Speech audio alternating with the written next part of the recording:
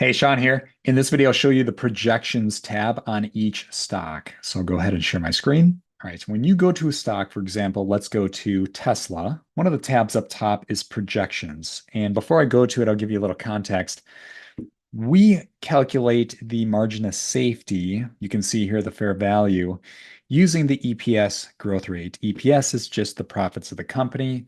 We use this because somebody that we really respect a lot is Phil Town and his coaches. They use EPS or profits to calculate where the share price is going. And as you can see, the number here, fair value, this is the estimated share price in 10 years based on our calculations. So if you do the math, 227 is just 80% off 1,142. Now, we do understand there are other ways to calculate fair value, so that's why we created the projections tab. So check this out.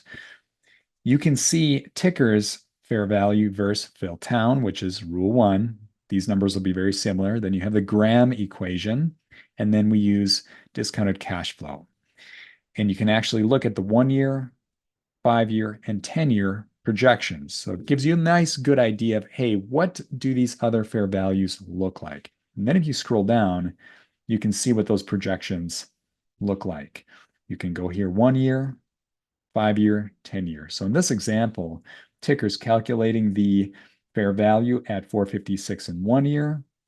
At 5 years, you can see it's 685, and then 10 years, it's a little over 1,000. And of course, you can see the four right next to each other. Now, to give you guys a little more detail, you can go to the tooltips here and see how each is calculated, just a high level.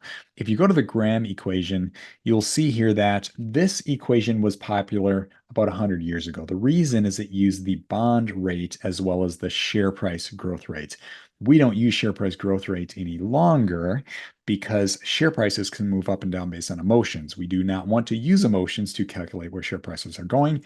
And regarding the bond rate, people don't really care where the bond rate is going. It does not impact how fast or slow businesses grow. So bonds aren't really used. However, we did add this to the platform because some people still like to reference the Graham equation.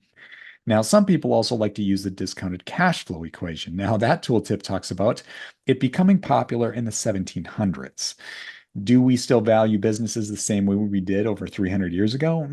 Not so much. But again, some people wanted to see that equation within the platform. So that's why we use these four.